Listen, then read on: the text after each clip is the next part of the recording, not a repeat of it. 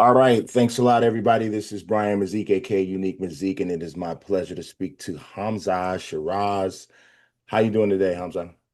I'm very well, very well. All the better for speaking to you, my friend. Yes, sir. Yes, sir. So obviously, humongous fight coming up on July 12th against Edgar Berlanga. So one of the first things I want to ask, obviously, the majority of your career has pretty much been in middleweight. Yep. Uh, the last fight was against Carlos Adames for the championship and ended in that draw. Why move up to 168 to fight Edgar Berlanga? The my fight against Adamas was always going to be my last fight at 160, win, lose or draw, whatever the outcome. I always was going to move up anyway. And it was a plan I made with my team at the time, with my promoter and Frank Warren. And it's just for the longevity of my career. It wasn't healthy for me to make that weight anymore. You got to understand, I'm 6'4", and I was making 160. Even making 168 is not going to be easy, but it will be better. And in the current state and the climate boxing is in, I feel like if I moved up to 168 and took 3 or 4 fights where I'm guaranteed to win, I'd be doing injustice to the sport of boxing. So Mhm. why not go in there, fight one of the best 168 pounders at the minute, and put it all on the line? Yeah, yeah. So that fight with Adames, it was close. I watched it. As obviously many other people. Do you feel like that was a robbery in your eyes? And do you feel like you won that fight? To be fair, I haven't even watched it back that much. To be fair, I haven't watched it. It's one of them kind of things I know that I could have done so much better, and I know I should have done so much better, but I didn't want to sit there and dwell on it. Do you know what I mean? I didn't want to sit there and dwell on it. Otherwise, I would have been locked in the past. But nonetheless, it was a good fight. To be fair, it was a good fight. He definitely brought his A game for sure, and yeah, a fight I learned a lot from. And God willing, going into my next fight, I can use that experience and use what went wrong for me and make it right. Yeah, do you think that kind of knowing that it was your last fight at 160 maybe even drained you a little bit even more in terms of being able to do your best?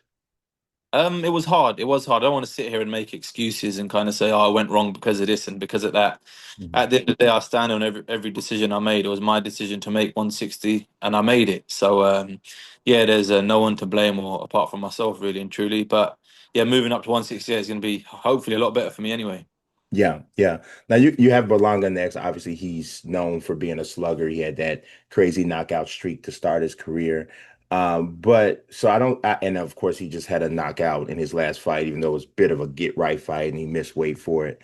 Do you think that even though his power is well documented, do you think that he maybe is overrated or underrated as a pure boxer? I think he's actually underrated. I think he's underrated.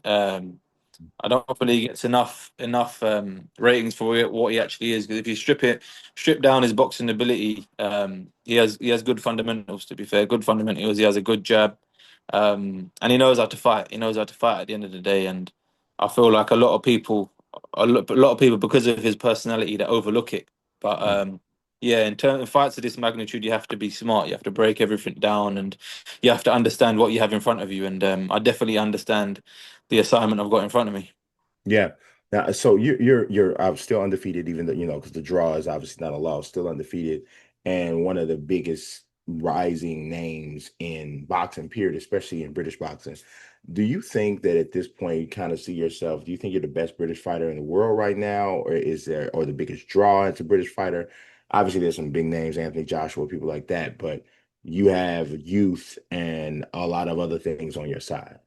I feel like I was one of them. I feel like I was one of them until my last fight because once you get a little bit of adversity and once you kind of once things don't go right where they have been for however many years I've been a pro, people kind of they straight away knock you down. They straight away put you at the end of the pile, which is not a bad thing for me, to be fair. Not a bad thing. This is why I've took um, such a big fight to get back in there again. And I know, wake up July 13th morning, the name will be big again for sure.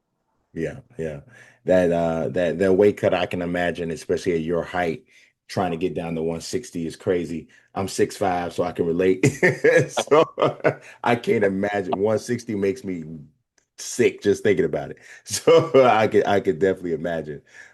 So I know you definitely don't come off to me as a fighter that would look ahead too much.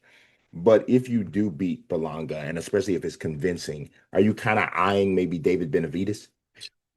To be fair, this is I've learned a massive lesson from my last fight as well, where before the fight people were chucking the name Chris Eubank Jr. at me if you win the fight, and not that I kind of led to believe it, but you have no choice when that starts getting embedded in your mind. And I learned a massive lesson. So I think as for now, it's all about Edgar Berlanga. It's all about him, and then after that, nowadays it's not even about the promoters who make the fight; it's the fans, the public who makes who makes the fight. So yeah, man, just leave it down to them, leave it down to the team, leave it down to the promoters. I'll just do my job on July the 12th first. Yeah, yeah, it's something, and it's really I honestly it's kind of refreshing hearing you say that because I think we all, if you're in this industry, you kind of are seeing that shift that it's like the public that are making the fights more today, and Yeah, hear you like actually openly say like that was a mistake I made. And you even though you might try to tune it out and like, oh yeah, I hear that they're saying I should fight this person next. After a while, I'm a human being. It does start to, you know what I mean, get in my head, and that's I don't remember how many other times I've actually heard a fighter admit that does affect them. Um, yeah, for real. For loads of fighters sit here and they'll answer, yeah, I want this, I want that, this is the plan. But then the harsh reality of it is, if it doesn't go your way, then you're like right at the bottom of the pile. So yeah, definitely one at a time. But I learned through experience. Okay. I have two more questions for you. They're a little bit off of what we're talking about, but still on. Are you familiar with the boxing game Undisputed? I haven't played it though. I've seen everyone play it, but I haven't played it.